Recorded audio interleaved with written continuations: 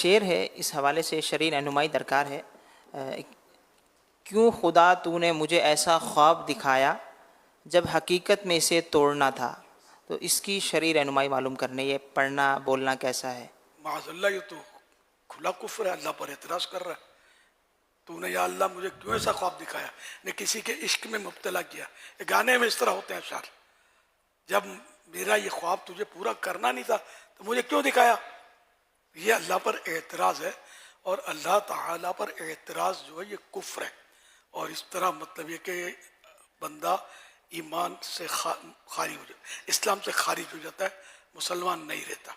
نکاح تھا تو وہ بھی ٹوٹ گیا، کسی کا مرید تھا تو اب نہ بیعت بھی ٹوٹ گئی، جتنے نیکیاں تھیں اس کے پاس سب کے سب خلاص۔ حج کیا تھا وہ بھی گیا۔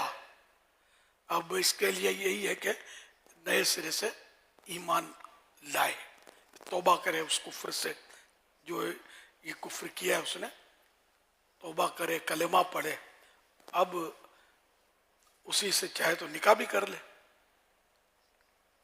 نکاح کر لے اور بیعت کر لے نئے سرے سے، کسی بھی جامع شرائط پیر سے کر سکتا ہے، اسی سے بھی کرنا چاہے تو بھی کر سکتا ہے۔ تو باقی نیکیاں تو برباد ہو گئیں، گناہ تھے وہ برباد نہیں ہوئے، وہ باقی رہیں گے گناہ۔ تو یہ بڑا خطرناک ہے، یہ فلمی گانے ہوتے ہیں۔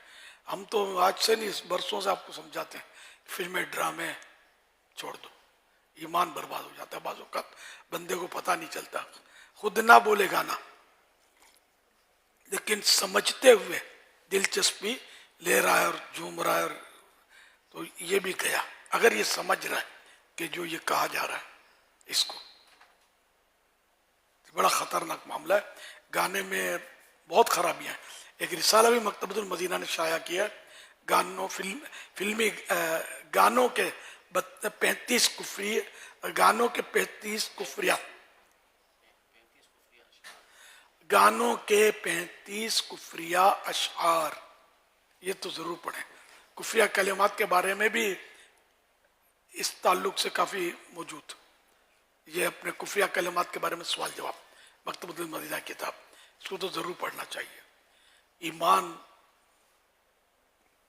بہت قیمتی بلکہ انمول ہے، کہ جو ایمان پر رخصت نہیں ہوگا دنیا سے، ایمان پر جس کا خاتمہ نہ ہوگا وہ ہمیشہ جہنم میں رہے گا، معاذ اللہ۔ اللہ ہم سب کا ایمان سلامت رکھے، آمین آمین۔